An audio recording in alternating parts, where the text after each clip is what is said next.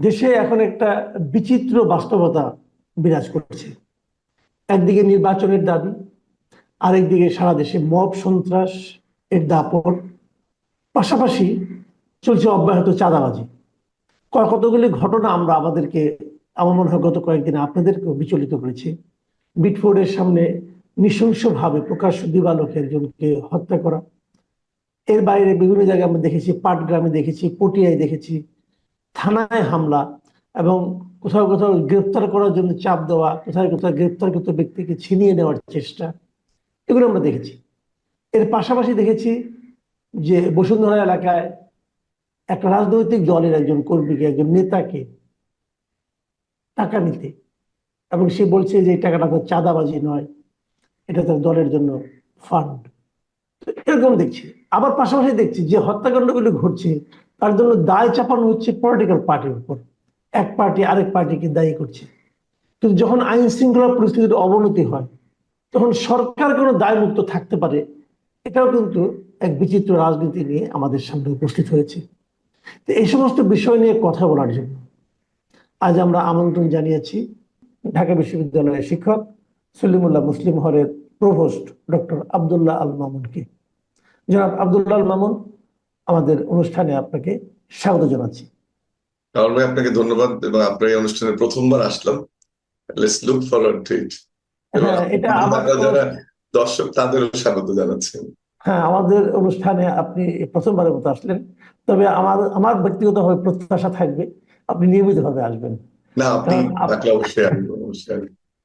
আমি যে কথাগুলি একটা লম্বা ভূমিকা আমি দিয়েছি, তো আমি আসলে এই বিষয়গুলি নিয়ে জানতে চাচ্ছি যে কতগুলি বিষয় যে যখন একটা সন্ত্রাসী ঘটনা ঘটে, আপনার অভিজ্ঞতা কি বলে?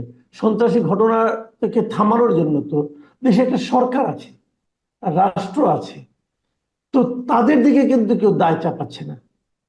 দায় চাপানোর চেষ্টা চলছে আরেকটা পলিটিক্যাল পার্টির উপর, এবং যে পলিটিক্যাল পার্টির উপর দায় চাপানো হচ্ছে তারা কিন্তু এটাকে আবার অন্যভাবে ব্যাখ্যা করছেন। যেমন আজকে দেখলাম, আমি পত্রিকায় দেখলাম যে মির্জা ফখরুল ইসলাম আলমগীর বলেছেন যে নির্বাচনকে পিছিয়ে দেওয়ার জন্য তাদের উপর দায় চাপানো হচ্ছে। এই যে পরস্পরের দিকে মানে আপনার মানে দায় চাপানোর যে প্রবণতাটা, এটাতে আমাদের সমাজের আসলে কি লাভ হচ্ছে, এটাকে আপনি কিভাবে আসলে ব্যাখ্যা করবেন? তাহলে দেখুন, আমি যেহেতু সোশ্যোলজির ছাত্র এবং ক্রিমিনোলজি পড়েছি, আমরা ক্রাইম ম্যানেজমেন্টের তিনটা স্টেজ বলি। একটা হচ্ছে যে প্রিভেনশন, আপনি যেন অপরাধ না ঘটে তার একটা ব্যবস্থা করা। দ্বিতীয় স্টেজটা হচ্ছে ক্রাইম ম্যানেজমেন্ট, আপনি এই ধরনের কোনো ঘটনা ঘটলে সেটাকে ম্যানেজ করবেন। 3 নম্বর স্টেজটা আমরা বলি যে ইনভেস্টিগেশন এন্ড পানিশমেন্ট। আমি বরং আপনাকে প্রশ্নটা করি যে থিওরিটিক্যাল জায়গাটা আমি তুলে ধরলাম, আপনি কি ক্রাইম প্রিভেনশন বা prevention is better then cure, আমরা এটা সবাই জানি, এরকম কোন উদ্যোগ কি আপনি দেখছেন? এবং আমরা যেটা বলি যে ক্রাইম প্রিভেনশনের জন্য সামাজিক সংযুক্তি, প্রাতিষ্ঠানিক সংযুক্তি খুব গুরুত্বপূর্ণ। এখানে একটি বিষয় মনে রাখতে হবে যে এখন লোকাল গভর্নমেন্ট নেই, পলিটিক্যাল পার্টি গুলো দেশ চালাচ্ছে না, এবং একই সাথে আমলা এবং পুলিশের যে মাসল পাওয়ার ডেমনস্ট্রেশন সেটাও করা যাচ্ছে না। তাহলে সরকারের যেটা উচিত ছিল যে বিভিন্ন ধরনের সামাজিক প্রতিষ্ঠানগুলো, যেমন আপনি দুইটা ছোট্ট জিনিস অপ্রাসঙ্গিক হচ্ছে কিনা আমি জানি না, যেমন আমাদের ফ্যামিলি প্ল্যানিং এবং এডুকেশনে ইমামদের একটা ভূমিকা আছে, স্কুল শিক্ষকদের ভূমিকা আছে। তারা কি এই সরকারের সাথে এখন সংযুক্ত? 2 নম্বরে আসছে, আপনার লোকাল গভর্নমেন্ট নেই, কিন্তু লোকাল গভর্নমেন্ট একটা ব্রড রোল থাকে ক্রাইম প্রিভেনশনে, মব প্রোটেকশনে বা ডেটারেন্সে, পুলিশের সহযোগী হিসেবে কাজ করতে, সামাজিক স্থিতিশীলতা রক্ষায়, সেটিও কিন্তু নেই। তাহলে এই জায়গাটাতে প্রথম থেকে একটু সচেতন থাকতে হতো। আমরা সবসময় কয়েকদিন থেকে আমি টক শোতে দেখছি যে ফরাসি বিপ্লবের উদাহরণ দেওয়া হচ্ছে, যে ফরাসি বিপ্লবের পরে অনেক ধরনের সমাজে অস্থিতিশীল ছিল, কিন্তু একটা কথা বলা হচ্ছে না যে ফরাসি বিপ্লবের পরে অনেক ধরনের সংস্থা, অনেক ধরনের ক্লাব, অনেক ধরনের সিভিল সোসাইটি গ্রুপ কিন্তু ডেভেলপ করা হয়েছিল, যে যেন ক্রাইমকে প্রিভেন্ট করা যায়। আরেকটা জিনিস দেখেন, যেহেতু আপনি চাঁদাবাজির শব্দটা আনলেন বা ক্রাইমের কথাটাকে প্রথমে আনলেন, অস্থিতিশীলতা আনলেন, আমরা ক্রিমিনোলজির একটা ফেমাস স্কুল হচ্ছে শিকাগো স্কুল, অর্থাৎ আমেরিকার শিকাগোতে স্ল্যাম এরিয়াতে আপনার মোস্টলি ড্রাগ, বিভিন্ন ধরনের ছিনতাই, চাঁদাবাজি, এই ঘটনাগুলো ঘটতো। সেটাকে প্রিভেন্ট করেছে কিভাবে? এটা কি পুলিশ ফোর্স দিয়ে? না, ওটাকে এডুকেশন এবং ইনস্টিটিউশনাল সংযোগ এবং সামাজিক সংযুক্তের মাধ্যমে। এই জায়গাটাতে আসলে আমরা কেউ খুব কম কথা বলছি। আমরা যদি এটা করতে পারতাম কামাল ভাই, সম্ভবত প্রিভেনশনের জায়গাটা হতো। দ্বিতীয়টা যেটা স্টেজ, যে আপনি ক্রাইম ম্যানেজমেন্ট, সে জায়গাটাও কি ভালোভাবে করতে পারছি? দেখা যাচ্ছে কেউ যমুনার সামনে বসলে যে একটা ব্যবহার করা হচ্ছে, আর এক গ্রুপের সামনে আর একটা ব্যবহার করা হচ্ছে, ছোট গ্রুপ প্রতিবাদ করলে একটা ব্যবহার করা হচ্ছে, আবার পলিটিক্যাল পার্টির কোনো উইং প্রতিবাদ করলে আর একটা ব্যবহার করা হচ্ছে। সো ক্রাইম ম্যানেজমেন্টেও কিন্তু আমরা ঠিক এই সরকার ভালো ইফেক্টিভনেস দেখাতে পারেনি। এরপর আসেন 3 নাম্বার স্টেজ, যে আপনি ইনভেস্টিগেট করবেন, টিচারের মুখোমুখি করবেন এবং পানিশমেন্ট দিবেন যেন এই ক্রাইমটা অন্য কেউ আর করার সাহস না পায়। এটাই তো ল, এটাই তো প্রসেস। সেটা থেকে আপনি গত 1 বছরে একটা চাঁদাবাজির কোনো, আপনি যে চাঁদাবাজির কথা বলছেন, মির্জা ফখরুলের কথাই বলি, গোলাম পরোয়ারের স্টেটমেন্টের কথাই বলি, ডক্টর শফিকের কথাই বলি, বা নাহিদের কথা বলি, তারা তো পলিটিশিয়ান, তাদের একটা স্টেটমেন্ট থাকবে। আপনি কি একটা চাঁদাবাজির ঘটনায় কোনো চার্জশিটের ঘটনা শুনেছেন? বা প্রথমবার তো গ্রেপ্তার হচ্ছে, দ্বিতীয়বার ওর কি হচ্ছে, আদৌ ছাড়া পাচ্ছে কিনা, ওর পুলিশের কোনো আই ওটা তদন্ত করছে কিনা, এই ঘটনাগুলো কিন্তু দেখেন কামাল ভাই মিসিং। আমরা সংস্কার সংস্কার করে সামাজিক স্থিতিশীলতার জায়গাটা, একটা সাধারণ মানুষের যে চাহিদার জায়গাটা, একটা সুশৃঙ্খল ভাবে সমাজে থাকা, দ্রব্যমূল্য নিয়ন্ত্রণে থাকা, স্বস্তির মধ্যে থাকা, আপনি সংস্কার সংস্কার করে রাজনীতিকে এত গুরুত্ব দিচ্ছেন যে অর্থনীতি এবং সমাজনীতি পিছিয়ে পড়ছে। আপনি 1 বছর পরে সে আর বলতে পারেন না যে আমরা ইন্টারিম গভর্নমেন্ট, আমাদের দায়িত্ব কতটুকু, এই জায়গাটা আমরা ফেল করেছি। 4 নাম্বার যে পয়েন্টটা যুক্ত করতে, যে পলিটিক্যাল পার্টি গুলোর মধ্যে ব্লেম গেমের যে কথাটা আপনি বলছেন, এটা খুবই দুঃখজনক যে যদিও বিএনপি বড় রাজনৈতিক দল, তাদের কথাটা সবচেয়ে বেশি আসছে চাঁদাবাজি এবং টেন্ডারবাজি এই কথাগুলোর ক্ষেত্রে, কিন্তু আপনি ভুলে যাবেন না যে জামাত ইসলাম যারা রিলিজিয়াস পলিটিক্স করে, ধর্মীয় রাজনীতি, তাদের আমি গতকালকে একটা দেখতে চাচ্ছিলাম যে গত পত্রিকাগুলো ঘাটছিলাম যে জামাত ইসলাম সংক্রান্ত কেমন নিউজ এসেছে। তা আমি আসলে 6 মাসে খুঁজতে পেরেছি যেটা প্রকাশিত ঘটনা, তাতে আমি 32টা কেস পেয়েছি, এবং আপনি দেখতে পাচ্ছেন আমার মোবাইলে এই 32টা কেসের ডাটা। এটা খুলনার খালিশপুর থেকে, কুড়িগ্রামের টিওনগে মাদ্দর থেকে, 6 সিলেটের মাসে? টাকা। হ্যাঁ, আমি কিন্তু এই ডাটাটা বের করেছি, এবং এটা জামাত ইসলামের নেতারা চাইলে, আমি কোনো কাউকে বিরাগ ভাজন করছি না, আমি বিএনপির কথা বলেছি, কিন্তু একটা প্রোপাগান্ডায় দেখবেন, আমি মির্জা ফখরুল ওই জায়গাটা যাওয়ার চেষ্টা করছি, একটা প্রোপাগান্ডায় দেখবেন যে এগুলো, এই চাঁদাবাজিকে সামনে এনে, টেন্ডারবাজিকে সামনে এনে এই কথাগুলো বলে এটাকে সামাজিক স্থিতিশীলতার পর্যায়ে না রেখে বারবার বলা হচ্ছে এই পরিস্থিতি কি ইলেকশন সম্ভব, এই পরিস্থিতি কি ভোট বাক্স নিরাপদ থাকবে, এই কথাটা বলা হচ্ছে। আমার মনে হয় ওখানেই মির্জা ফখরুলের অবস্থানটা, যে সমাজে আইন শৃঙ্খলা পরিস্থিতি যদি অবনতি ঘটে তাকে ঠেকানো, বা চাঁদাবাজি ঘটলে তাতে ঠেকানোর দায়িত্ব সরকারের। এটা পলিটিক্যাল পার্টিকে চাপিয়ে দিলে তখন জিনিসটা ভিন্ন খাতে দেখায়।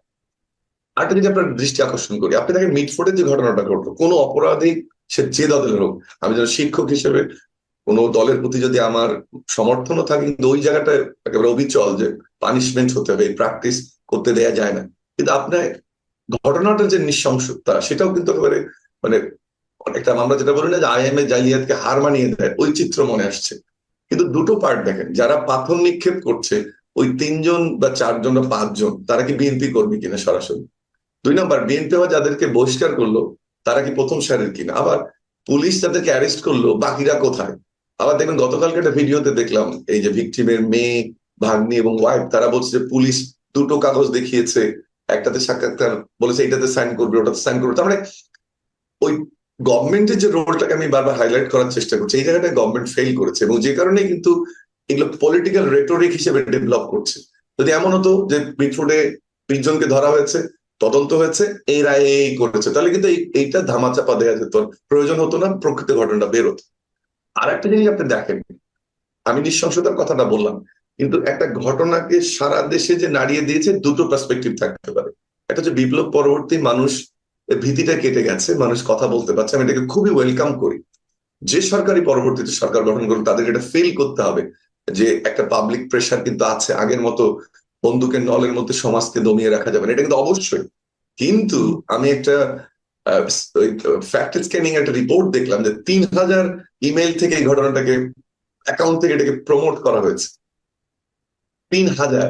তো দেখেন তাহলে, এবং আমরা দেখেছি কিছু কিছু পলিটিক্যাল পার্টির সিনিয়র লিডাররাও ঘটনাটাকে হাইলাইট না করে দলকে হাইলাইট করেছে, নৃশংসতাকে হাইলাইট না করে ব্লেম করার চেষ্টা না, করেছে। 1 মিনিট ওই 3000 ইমেলটা, এটা এটা এটা কি হয়েছে আসলে? এটা কি মানে বিভিন্ন জনের কাছে পাঠানো হয়েছে এই এবং একটা বলা যে এই কয়েক একটা 3000 ইমেল থেকেই certain বেশি, হ্যাঁ 3000 ইমেল থেকেই এইটা ছড়িয়েছে, আচ্ছা, সরি, অ্যাকাউন্ট থেকে, ফেসবুক অ্যাকাউন্ট, টুইটার অ্যাকাউন্ট, এর সব ধরনের বোঝা যায়। অ্যাকাউন্ট আছে। তার মানে এই ঘটনার যে ভিডিওটা অথবা এর যে গ্রাফিক্যাল ডিসক্রিপশন যেটা, সেটা মানে ফেসবুকের 3,000 অ্যাকাউন্ট থেকে খুব দ্রুত বেগে ছড়িয়ে দেওয়া হয়েছে। 3,000-এর অধিক, হ্যাঁ, 3,081 কতটা দেখুন ছড়িয়ে দেওয়া হয়েছে। আচ্ছা তাহলে আচ্ছা আমরা যে আচ্ছা। একটু এতদিন বলতাম যে Awami League bot ID use করে হুম হুম হুম বা হুম হুম হুম অনলাইন মিডিয়াকে ম্যানিপুলেট হুম হুম করার হুম চেষ্টা হুম। করে, আমি কোনো রাজনৈতিক দল কে করছে আমি সেটাতে যাচ্ছি না, কিন্তু এটা তো ঠিক না। আপনি আরেকটা হুম, জিনিস দেখেন, সংস্কারের যখন আলোচনা হচ্ছে, মেইন স্ট্রিম মিডিয়াতে সংস্কারের খবরগুলো যেভাবে আসছে, আর হুম। দেখবেন যে অনলাইন মিডিয়াতে শুধু মানছে না, একমত হচ্ছে না, করতে দিচ্ছে না, হবে না, সংস্কার করুন, এই জিনিসগুলো বেশি আসছে। কিন্তু আপনি লিস্ট করেন কামাল ভাই, আপনিও টক শোতে রেগুলার যান, আমিও যাই, আপনার 10% যাই অবশ্য আমি। তো সেটাতে দেখবেন আপনি মেইন স্ট্রিম মিডিয়াগুলোর যে বিহেভিয়ার হুম। অনলাইন, এটা কি মেলে ভাই? শুধু নেগেটিভটাকে প্রমোট করা হচ্ছে, যেগুলো ভালো এগ্রিমেন্ট হচ্ছে। অর্থাৎ এই মুহূর্তে কিন্তু কামাল ভাই আমাদের সোশ্যাল কোহেসিভনেস দরকার, সামাজিক সংহতি দরকার। নাকি আমরা একটা গভর্নমেন্ট পালালে মসজিদের ইমাম পালাবে, মুয়াজ্জিন পালাবে, সচিব পালাবে, মন্ত্রী পালাবে, এরকম দেখছি? এটা তো দেখতে চাই না। আমরা রিকনসিলিয়েশন চাই, যেটা আফ্রিকাতে হয়েছে, রুয়ান্ডাতে আপনার গণহত্যার পরে হয়েছে, উগান্ডাতে হয়েছে, ল্যাটিন আমেরিকায় হয়েছে। এটা না আপনার উদাহরণ দিবেন আপনি? নাকি আপনি এরকম করতে থাকবো, একটা এমন সমাজে থাকবো যে ইমাম পালিয়ে যাচ্ছে, শিক্ষক পালিয়ে যাচ্ছে, একটা কথা আপনি আমাকে বলেন, আপনি যেহেতু ইমাম শিক্ষকদের কথা বললেন এবং ঐক্যের কথা বললেন, আমাদের গত এই 1 বছর আমরা কি দেখছি যে বাস্তবতা তৈরি হয়েছে? ইমাম শিক্ষক এরাও কি নিজেদেরকে নিজ নিজ পেশায় নিজ নিজ কাজে নিরাপদ মনে করতে পারছে? আপনি দেখেন কয়েকদিন, এই 2 দিন আগের ঘটনা কিন্তু, একজন ইমাম খুতবা পড়ার সময় তাকে কোপানো হয়েছে, হয়েছে তো। আপনি এই চট্টগ্রাম বিশ্ববিদ্যালয়ের কথা দেখেন, ভিসি কে বলা হচ্ছে যে আমাদের কথা শুনতে হবে কারণ আমরা আপনাকে এখানে বসিয়েছি। তো একজন শিক্ষক বলেন, একজন ইমাম বলেন, একজন সমাজের গণ্যমান্য ব্যক্তি হিসেবে যাকে আমরা আগে মানতাম, মাতবর টাইপের আগে বলতাম আমরা, তো তাদের ভূমিকাটা পালন করার জন্য অনুকূল পরিবেশ আমরা দিতে পারছি? দুটো জিনিস ভাববে। প্রথমটা হচ্ছে যে আমরা, এটা কোনোভাবেই গ্রহণযোগ্য নয়। আর সেদিন একটা টক শোতে আমি এটা নিয়ে কথা বলেছি যে যদি যে শিক্ষার্থীরা কমেন্ট করেছে চিটাগং বিশ্ববিদ্যালয়ে, আমি ভাইস চ্যান্সেলর হলে আপনি এটা কোট করে রাখতে পারেন, ভবিষ্যতে যে কোনো ঘটনার আমি সম্মুখীন হলে আমি পদত্যাগ করতাম, এবং এটার বিচার না হওয়া পর্যন্ত আমি এটাকে যতদূর যেতে হয় তত দূরে যেতাম। তাহলে প্রথম হচ্ছে যারা এই ঘটনাগুলো শিকার হচ্ছে তাদের এই পার্সোনালিটি জ্ঞান বা তার চ্যাপ্টার প্রতি যে সম্মান, তার ক্ষমতায় থাকার মোহটা ত্যাগ করে এটা থাকতে হবে। দুই, যারা এই অপরাধটা করলো সেই জায়গাটা কিন্তু গুরুত্বপূর্ণ। ওই যে প্রাইমারি স্কুল থেকে শুরু হয়েছিল, চেক থেকে তুলে দেওয়া, হাই স্কুল থেকে শুরু হয়েছিল, থানাতে শুরু হয়েছিল। আমি খুব একটা নিদারুণ ব্যর্থতা বলবো সরকারের, যে এইটা যদি প্রথম পর্যায়ে ওই ভুলটা না করতো, যেদিন সচিবালয়ে বাচ্চারা ঢুকলো এবং এইচএসসি পরীক্ষা ছাড়াই পাশ করার সিদ্ধান্ত ছিল, ওই উস্কানি ছিল এই সমস্ত ঘটনার পিছনে একটা কারণ। এবং যেখানে যখন ঘটনা ঘটেছে তখন যদি সামাজিক শক্তিটাকে, এটা এলাকার মুরব্বী, একজন শিক্ষককে মারছে, বাট অন্য অন্য মানুষ, বিবেকবান মানুষ সেখানে আছে, একটা টিওনও কিন্তু পারতো তাকে নিয়ে প্রতিরোধ করতে, হয়তো তার মোরাল সেই শক্তিটা ছিল না। এটা না হওয়ার কারণে এই ঘটনাটা ঘটেছে, এবং যেটা কোনোভাবে গ্রহণযোগ্য না। আরেকটা জিনিস আমি মনে করি খুব গুরুত্বপূর্ণ, সেটা হচ্ছে দেখবেন যখনই রিকনসিলিয়েশনের কথা কেউ বলছে তাকে আক্রমণ করা হচ্ছে। আওয়ামী লীগ, ধরে নিলাম আপনি কথাটা খুব জোরে সোরে বলেন, আমিও বলি, প্রায় 2 কোটি মানুষ, ঠিক আছে, 1.5 কোটি মানুষ একেবারে অন্ধভক্ত আওয়ামী লীগের, বা 30% না 30 থেকে 35 তাদের ভোটিং পপুলারিটি।